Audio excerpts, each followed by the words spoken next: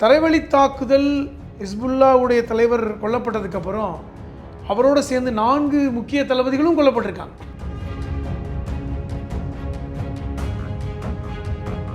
சொல்லப்போனால் வெளியே அடுத்தடுத்த ராக்கெட்டில் 700க்கும் மேற்பட்ட பொதுமக்கள் கொல்லப்பட்டிருக்காங்க. இதெல்லாம் அதிகாரப்பூர்வமாக இஸ்ரேல் சொன்ன செய்தி.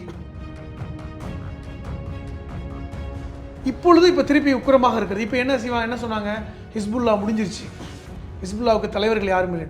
இப்போ ஒருத்தர் புதுசாக வந்திருக்காரு, சைபுதீன் காசிம். இஸ்ரேல் இதோடு இந்த யுத்தத்தை முடிவடைகிற மாதிரியான ஒரு சூழலில் இப்போ இல்லை.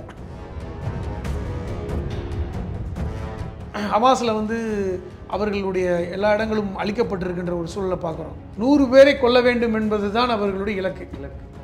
ஒருத்தனுக்கு 100 பேர் சாகணும். சும்மா போய் யுத்தத்தில் போய் நின்றுக்கிட்டு அவருடைய வீரர்களை பலி கொடுக்க விரும்பாமல் தான் அவர்கள் ரொம்ப, ஏன்னா அவருடைய மேன் பவரை பாதுகாக்கிறாங்க. அவர்களுக்கு ஒவ்வொரு வீரர்களும் முக்கியம் இல்லை. தரைவெளிக்கு இல்லாமல் வான்வெளி தாக்குதல் தான் அவங்களுக்கு இலகுவாக இருக்கிறது. அதற்கான ஆயுதங்களும் அவங்கள்ட்ட இருக்குது. ஆனால் அப்படி தரைவெளி வரணும்னு அவங்க எதிர்பார்க்குறாங்க. ஹிஸ்புல்லா மரணம் வரை யுத்தம் அப்படிங்கிறத அறிவிச்சிருக்காங்க.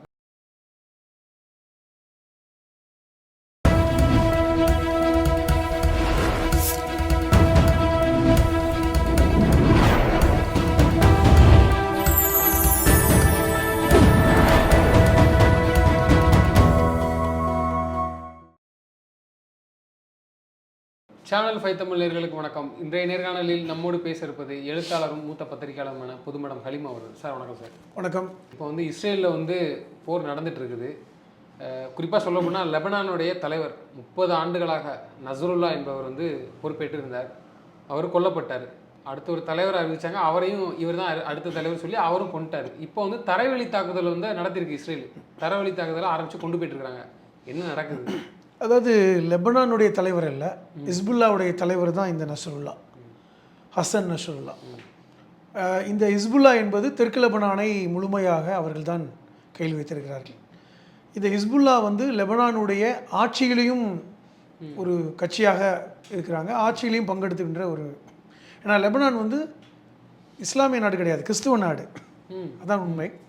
ஆனால் அங்கே ஜனாதிபதியாக ஒரு கிறிஸ்துவரும் பிரதமராக ஒரு இஸ்லாமியர் இருக்க வேண்டும் என்று ஒரு ஒப்பந்தத்தின் அடிப்படையில் அந்த நாடு ஒரு பக்கம் இருக்குது. ஆனால் தெற்கு லெபனானில் அதிகமாக இந்த ஷியா முஸ்லீம்கள் என்று சொல்லக்கூடியவர்கள் அதிகமாக இருக்காங்க. அங்கு தான் ஹிஸ்புல்லா நிலை கொண்டிருக்கிறது.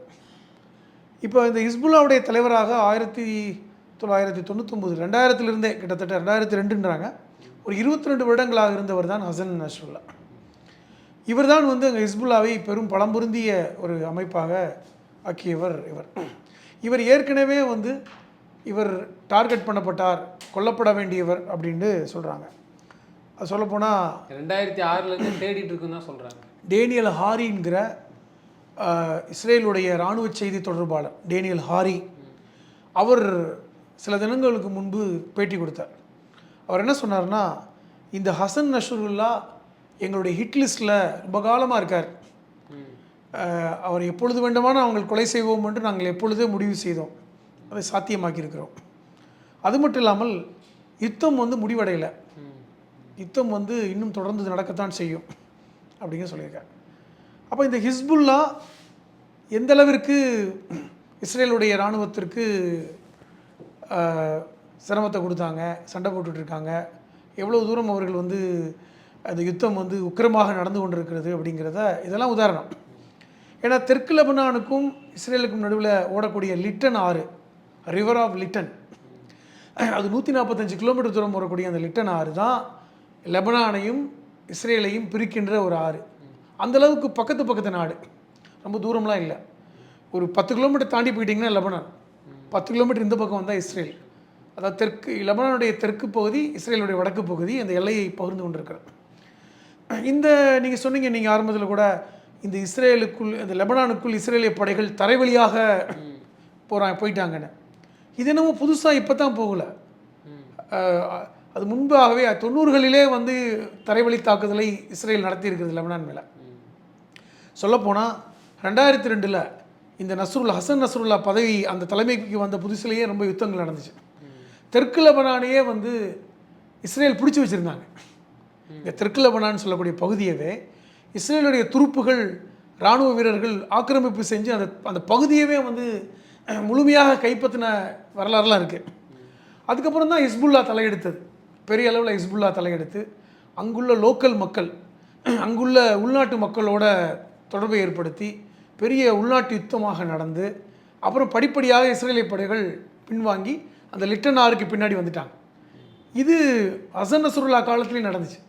அப்பொழுதிருந்தே ஹசன் நஸ்ருல்லாவை போட்டுத்தள்ள வேண்டும் என்று மொசாத் முடிவு செய்தது என்று இந்த டேனியல் ஹாரியே சொல்கிறார். அந்தளவுக்கு ஹிட்லிஸ்ட்.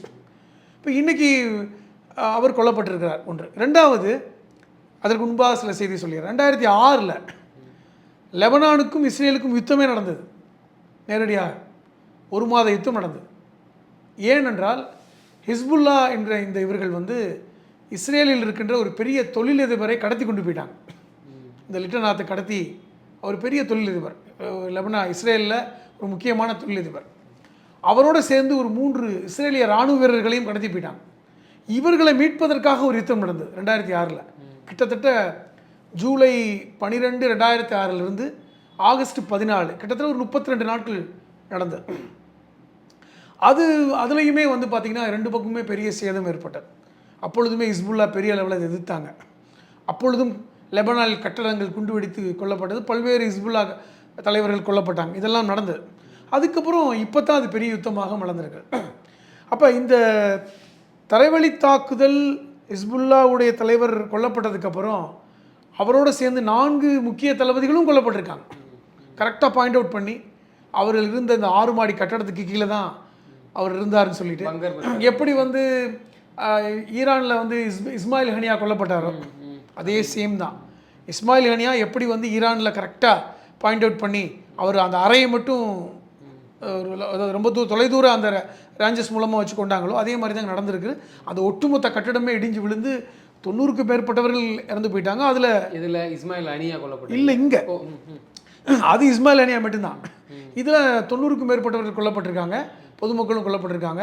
சொல்லப்போனால் வெளியே அடுத்தடுத்த ராக்கெட்டில் 700க்கும் மேற்பட்ட பொதுமக்கள் கொல்லப்பட்டிருக்காங்க. இதெல்லாம் வந்து அதிகாரப்பூர்வமாக இஸ்ரேல் சொன்ன செய்தி. இந்த ஹசன் நஸ்ருல்லாவோடு சேர்ந்து முக்கியமான தளபதிகளும் கொல்லப்பட்டார்.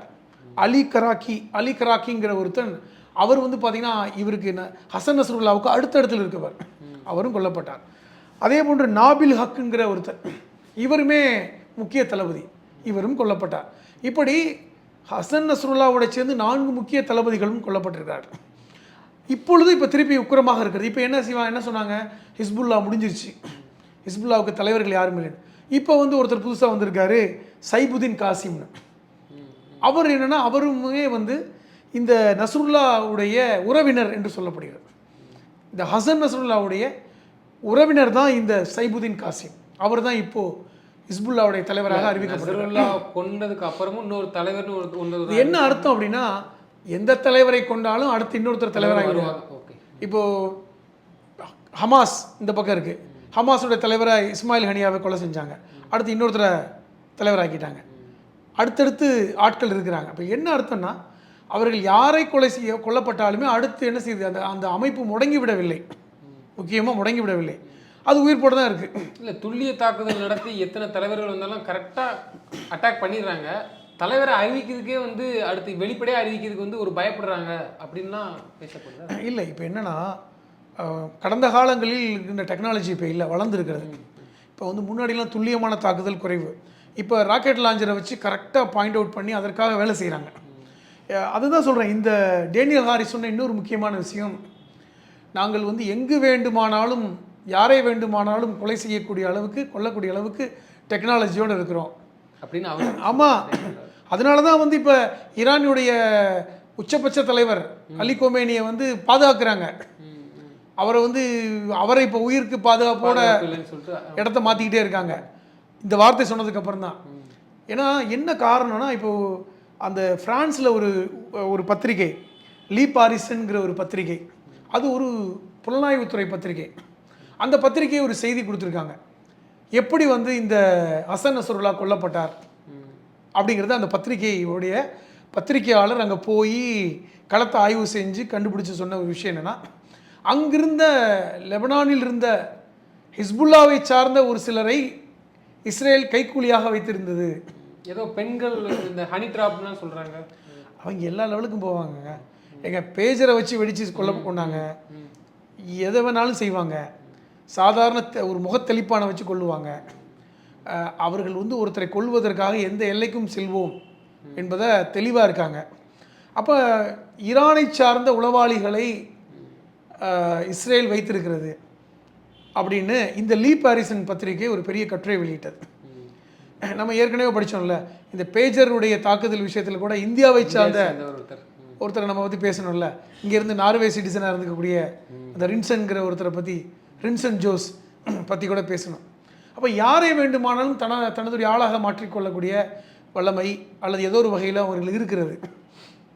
இதன் அடிப்படையில் லெபனான்லேயும் இஸ்ரேல் உளவாளிகள் நிறையா இருக்காங்க, ஈரான்லேயும் இஸ்ரேல் உளவாளிகள் இருக்காங்கங்கிற மாதிரி சொல்கிறாங்க. அதனால் அங்குள்ள தலைவர்கள் எங்கே போகிறாங்க வர்றாங்க அப்படிங்கிறதே இப்போ இன்றைக்கி அவர்கள் வந்து வெளியே சொல்ல முடியாத அளவுக்கு இன்றைக்கி இருக்குது. என்ன சொல்கிறாங்க அப்படின்னா, இஸ்ரேல் வந்து இதோடு இந்த யுத்தத்தை முடிவடைகிற மாதிரியான ஒரு சூழலில் இப்போ இல்லை. அமெரிக்க தேர்தல் நவம்பரில் நடக்க போகுது, அதுவரை பொறுத்திருங்கள் என்று அமெரிக்கா சொன்னாலும் கூட அதை கேட்பதற்கான சூழல் இல்லை. ஏன்னா அமெரிக்க தேர்தலை கருதி அது ட்ரம்பாக இருந்தாலும் சரி அல்லது கமலா ஹாரிஸ் ரெண்டு பேருமே இஸ்ரேலை வந்து முழுமையாக ஆதரிக்கக்கூடிய இன்றைக்கி அரசியல் செய்து கொண்டிருக்கிறார். இந்த நிலையில் இப்போ ஹமாஸ் அமைதியாக இருக்குது. ஹமாஸில் ஒன்றுமே பண்ண முடியல. ஹமாஸில் வந்து அவர்களுடைய எல்லா இடங்களும் அழிக்கப்பட்டிருக்கின்ற ஒரு சூழலை பார்க்குறோம். ஆனாலும் மீண்டும் மீண்டும் முளைப்பார்கள். ஏன்னா அவர்கள் வந்து இதோடு முடிஞ்சு போகிறத ஒரு நிலை இல்லை. ஏன்னா அவர்கள் பொறுத்தவரை மரணம் வரை யுத்தம் அப்படிங்கிறத அறிவிச்சிருக்காங்க. எங்கள் மரணம் வரை நாங்கள் யுத்தம் அப்படிங்கிறத அறிவிச்சிருக்காங்க. ஸோ எங்களுடைய ஒரு தனி போராளி இருக்கும் வரை யுத்தம் நடக்கும் அப்படின்னு. ஹிஸ்புல்லா வந்து பார்த்திங்கன்னா டெக்னிக்கலி வெரி ஸ்ட்ராங் தான். ஏன்னா ஹமாஸ் வந்து டெக்னிக்கலி ரொம்ப ஸ்ட்ராங் கிடையாது. ஹிஸ்புல்லா அப்படி இல்லை, பல்வேறு ஆயுதங்களை வச்சுருக்கிறாங்க. இப்போ சொல்லப்போனால் இந்த ஹசன்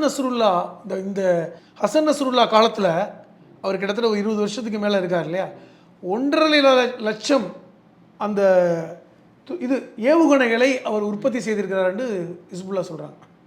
1.5 லட்சம் ஏவுகணைகள், தொலைதூரம் தாக்குகின்ற ஏவுகணைகளை இவர் காலத்தில் தான் அங்கே வந்து குவிக்கப்பட்டிருக்கிறது. குவிக்கப்பட்டதுன்னா பிற நாடுகள் கொடுத்தது தான். ஈரான் பெரும்பான்மை ஈரான் கொடுத்துருக்கு. அப்போ இது ஒன்று. இரண்டாவது, ஈரானுடைய புரட்சிகர படை அவருடைய தளபதியும் இவங்க போட்டு தள்ளினாங்க. அதாவது நீங்களே பாருங்கள், கடந்த 2-3 மாதங்களில் எத்தனை தலைகள் உருண்டிருக்கின்றன. இஸ்மாயில் ஹனியாவிலிருந்து இந்த ஈரானுடைய புரட்சிகர படை தளபதியை வந்து சிரியாவில் இருக்கின்ற ஈரானுடைய தூதரகத்தில் வச்சு கொண்டதாக இருக்கட்டும், அதுக்கப்புறம் பார்த்திங்கன்னா இப்போ இருக்கின்ற ஹசன் நஸ்ருல்லாவை கொண்டதாக இருக்கட்டும், அதோடு சேர்ந்து இருக்கின்ற அலி கராக்கியை கொண்டதாக இருக்கட்டும், இந்த நபில் ஹக்கை, இவர்களெல்லாம் முக்கியமானவர்கள்.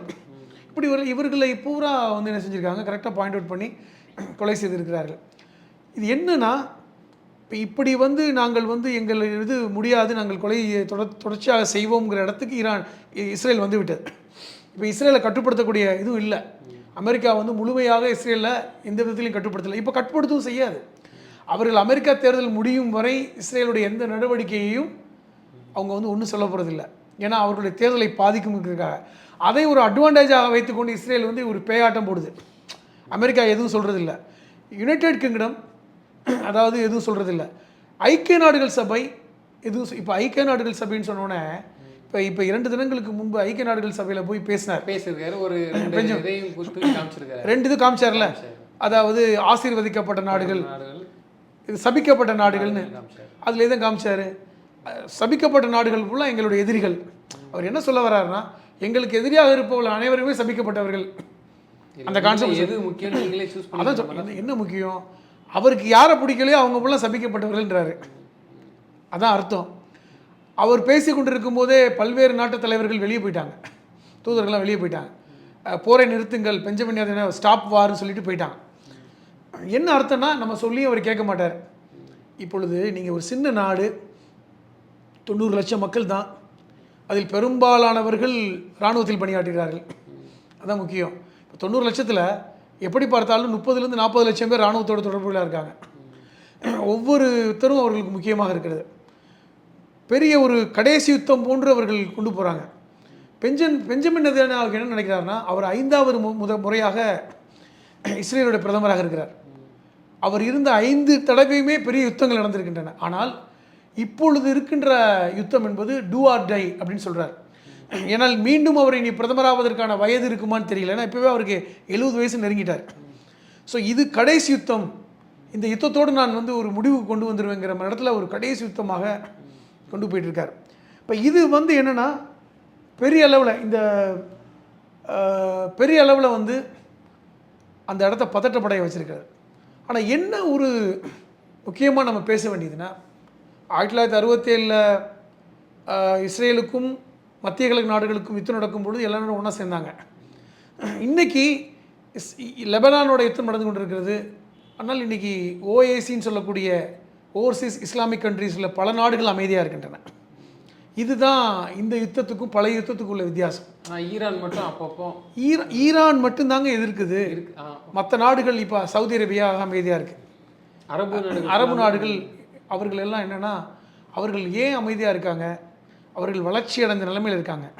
பெரும் கட்டடங்கள், வியாபார ரீதியாக நல்ல இடத்துல இருக்காங்க. யுத்தம் நடந்தால் இதெல்லாம் அழிஞ்சு போயிடும். அவர் நாட்டில் குண்டு போடக்கூடாது யாரும். அவர்கள் தன்னைத்தானே காட்டிக்கொள்கிற ஒரு சுயநலம் அந்த போக்கூட இருக்காங்க. அதனால தான் வந்து மீண்டும் வந்து அந்த நாடுகளை வந்து பெஞ்சமின் நெதன்யாஹூ இப்போ வந்து எதுவுமே பாயிண்ட் அவுட் பண்ணல. நீ சொல்லுங்கள், அவர் இந்த சபிக்கப்பட்ட நாடுகள்னு சொல்கிற லிஸ்ட்டில் பார்த்தீங்கன்னா என்ன இருக்குது? ஈரான், ஈராக்கு, லெபனான், சிரியா, அதான் இருக்குது. ஜோர்டான் கூட இல்லை. பக்கத்தில் இருக்கின்ற ஜோர்டான் இல்லை. சொல்லப்போனால் லெபனானை விட ஒட்டி இருக்கிற நாடு ஜோர்டான். அதுவுமே ஒரு இஸ்லாமிய நாடு தான். ஜோர்டான் அமைதியாக இருக்கிறது. என்ன காரணம்னா ஜோர்டானுக்கும் இஸ்ரேலுக்கும் ஒப்பந்தம் இருக்குது. ஜோர்டானுடைய மன்னர் ஹுசைனுக்கும் இங்கே இஸ்ரேலிய பிரதமருக்கும் ஒரு ஒப்பந்தம் இருக்கிறது. அதன் மூலமாக தான் அந்த யோர்தான் ஆறை பகிர்ந்துக்கிறாங்க, தண்ணியை பகிர்ந்துக்கிறாங்க. அந்த ஜெருசலத்தில் இருக்கின்ற அந்த அலக்ஸா மசூதியை 2 போர் வீரர்களும் பாதுகாக்கிறாங்க, ஜோர்டான் வீரர்களும் இஸ்ரேலிய வீரர்களும். அந்த ஒப்பந்தம் இருக்குது. அந்த பெத்லஹேமை வந்து 2 நாடும் பாதுகாக்கிறாங்க. அந்த ஜோர்டானுக்குள் குண்டு போடக்கூடாதுன்னு ஒப்பந்தம். அதனால் அந்த பகுதி பிரச்சனை இல்லை. புரியுதுங்க? இப்போ லெபனான், சிரியா ரெண்டுமே 2 விதமான ஆட்சியாளர்கள் இருந்தாலும் இன்றைக்கி பாருங்கள் அந்த நாடு வந்து மிக மோசமான நிலையில் இருக்குது. எனக்கு என்ன ஒரு புரியாத புதிர் என்றால், ஏன் இந்த லெபனான் ஆதரவாளர்களான இருக்கின்ற துருக்கியோ அல்லது சீனாவோ ரஷ்யாவோ அமைதியாக இருக்கின்றன? ஆயுதங்களை கொடுக்குறாங்க, விஷயம் வேறு. ஆனால் அமைதியாக இருக்கிறார்கள். நேரடியாக வரல. அப்போ இதுதான் எல்லாரும் முன்னாடி என்ன பேசணும்? இவர்கள் இந்த வாரம் ஸ்டார்ட் பண்ண உடனே அவர்கள் வந்து விடுவார்கள், இது உலக யுத்தத்தை நோக்கி போகும்னு பேசணும். ஆனால் அது மாதிரி எந்த சூழ்நிலையும் இல்லை. ஏன், எதற்காக காத்திருக்கிறார்கள்? அதுதான் புரியல. அப்போ ஏதோ ஒரு விஷயம் நடக்க, ஏதோ காத்திருக்கிறார்கள். அமெரிக்க தேர்தலுக்காக அமெரிக்கா காத்திருக்கிறது. ஆனால் ரஷ்யாவோ சீனாவோ துருக்கியோ காத்திருக்கிறது. ஆனால் அவர்களது ஆதரவுங்கிறது வந்து லெபனானில் இருக்கக்கூடிய அந்த அமைப்புக்கு, இந்த ஹிஸ்புல்லா அமைப்புக்கு ரஷ்யா ஆதரவுங்கிறத வெளிப்படையாக சொல்லலாம். ஆதரவு சைனா ஆதரவு கொடுக்கறதுல, ஈரான் வெளிப்படையான ஆதரவு, துருக்கி ஆதரவு. ஆனால் யாரும் யுத்தத்துக்கு வரல, யாரும் உள்ளே வந்து அவங்க ஆர்மியை அனுப்பலை. இதற்கான பின்னணி என்ன அப்படிங்கிறது முக்கியமானது. அதற்காக காத்திருக்கிறார்கள். அந்த யுத்தம் ஏன் நடக்கலை? இஸ்ரேலை பார்த்து நீ கேட்கலாம், பயப்படுறாங்களா? ஏன் இந்த நாடுகளுமே பவர்ஃபுல்லான நாடு தான். ஏன் சீனாவோ ரஷ்யாவோ பவர்ஃபுல்லான நாடுகள் தானே. ஏன் வரலை? எதற்கான காத்திருப்பு? ஏற்கனவே ஈரான் நாங்கள் வந்து இஸ்ரேலை வந்து கருவறுப்போம்னு சொல்லி ஒரு பெரிய இது பண்ணுறாங்க. ஆனால் இன்றைக்கி ஈரானுடைய உச்சபட்ச தலைவர் தன்னுடைய பாதுகாப்பு இடத்த மாற்றிட்டு இருக்கிற நிலைமை போகுது. ஏன், என்ன காரணம்னா இந்த பயமுறுத்தல் தான். பேஜரை வச்சு வெடிக்க முடிஞ்சது. ஈரானில் இருந்த ஒரு அந்த ஹமாஸுடைய தலைவரை கொல்ல முடிந்தது. இன்றைக்கி நஸ்ருல்லாவை இதுவரை நம்ம ஹிஸ்புல்லாவோட தலைவரை லெபனானில் உங்களால் அங்கே இருந்துக்கிட்டே கொல்ல முடியுது. அவங்கள சொல்கிறாங்களே, இந்த டேனியல் ஹாரிஸ் சொன்ன மாதிரி, இந்த பகுதியில் நாங்கள் எந்த மூலை முடுக்கு நினைத்தாலும் செல்வோம் சொன்ன வார்த்தை. எந்த மூலை முடுக்குக்கும் செல்லுவோம். ஈரானாக இருக்கட்டும், லெபனானாக இருக்கட்டும், சிரியாவாக இருக்கட்டும், இந்த மூலை முடுக்கெல்லாம் எங்களுடைய கண்காணிப்பில் இருக்கிறதுன்னு சொல்கிறார். அப்போ இது வந்து எந்த மாதிரியான எச்சரிக்கை? அப்போ இதை எப்படி பார்த்துக்கிட்டு இந்த நாடுகள் இருக்காங்க? ஏன் எதுவுமே ரியாக்ட் பண்ணலை? அட்லீஸ்ட் குறைந்தபட்சம் கடனும் தெரிவிக்கலை. அப்போ இது வந்து இந்த அமைதியும் ஒரு அபாயத்தை கொடுக்குமா? இதெல்லாம் பார்க்க வேண்டியிருக்கிறது. அப்போ ஹமாஸ் இங்கே இப்போ யுத்தம் நடக்கலை. ஏன்னா அமெரிக்காவுடைய அந்த அறிவுறுத்தல் ஹமாஸ் அந்த பகுதி ஹாசா பகுதியில் இப்போ யுத்தம் இல்லை. ஏன்னா அங்கே வந்து ரீஹபிலிட்டேஷன் தான் நடந்துகிட்டு இருக்கு. ஏன்னா ஏற்கனவே 10 லட்சத்துக்கு மேற்பட்டவர்கள் அகதி முகாமில் இருக்கிறார்கள். மக்கள் வந்து வெளிப்படையான வாழ்கிறாங்க. இங்கே எந்த மருந்து பொருளோ உணவுப் பொருளோ இல்லை. இன்றைக்கி செஞ்சிலுவை சங்கம் போன்றவைகள் தான் இன்றைக்கி உதவி செஞ்சுக்கிட்டு இருக்காங்க. அதனால் அங்கே யுத்தம் பெருசாக இல்லை. ஆனால் இங்கே அப்படி இல்லை. ஆயுதங்கள் குவித்து வைக்கப்பட்டிருக்கிறது எங்கள் தெற்கு லெபனானில். அது இன்னும் மாறலை. அங்கேயும் அந்த 1,00,000 ஹிஸ்புல்லா வீரர்கள் அங்கே இருக்காங்க. இப்போவும் 1,00,000 ஹிஸ்புல்லா வீரர்கள் இருக்காங்க, ஆயுதம் தாங்கி வீரர்கள். நீங்கள் சொன்ன மாதிரி இந்த லிட்டன் ஆறை தாண்டி அந்த 145 கிலோமீட்டர் தூரம் ஓடுகின்ற லிட்டன் ஆறை தாண்டி இஸ்ரேலிய துருப்புகள் போயிட்டாங்கன்னா நேரடி யுத்தம் தானே. இவங்க 1,00,000 2,00,000 போய் போராடுவாங்க. அது நிச்சயமாக இஸ்ரேல் விரும்பாது. காரணம் என்னென்னா அவர்களுமே மக்கள் தொகை குறைவு. ஒவ்வொரு இஸ்ரேலிய வீரன் உயிரும் அவர்களுக்கு முக்கியம். அதில் குறிப்பாக வந்து இஸ்ரேல் வந்து அதை சூஸ் பண்ணவே இல்லை. அதாவது தரைவழி காரணம்னா ஒரு இஸ்ரேலிய வீரன் 100 பேரை கொல்ல வேண்டும் என்பது தான் அவர்களுடைய இலக்கு. ஒருத்தனுக்கு 100 பேர் சாகணும். சும்மா போய் யுத்தத்தில் போய் நின்றுக்கிட்டு அவருடைய வீரர்களை பலி கொடுக்க விரும்பாமல் தான் அவர்கள் வந்து ரொம்ப, ஏன்னா அவருடைய மேன் பவரை பாதுகாக்கிறாங்க. அவர்களுக்கு வந்து ஒவ்வொரு வீரர்களும் முக்கியம் இல்லை. இப்போ நம்ம இந்தியா மாதிரி 140 கோடியா, இங்கே அப்படி இல்லை. மொத்தமே 90 லட்சம் மக்கள் தொகையில் இப்போ தரைவழி போகிறவங்க ஒரு 5 லட்சம் பேர் இருப்பாங்க அதிகபட்சம். அதில் போய் யுத்தத்தில் போய் 2 லட்சம் பேர் நிற்பான். அப்போ ஒவ்வொருத்தரும் முக்கியம் இல்லை. அதனால அவர்கள் ரொம்ப சூஸியாக தான் அதை செலக்ட் பண்ணுறாங்க. அதனால தான் இறங்குவதற்கு பயப்படுறாங்க. பயப்படம் என்பது த சென்ஸ் வழியில் என்ன வேணாலும் இருக்கலாம், எந்த புதைகுழி இருக்கலாம். அதனால் வந்து தரைவெளிக்கு இல்லாமல் வான்வெளி தாக்குதல் தான் அவங்களுக்கு இலகுவாக இருக்கிறது. அதற்கான ஆயுதங்களும் அவங்கள்ட்ட இருக்குது.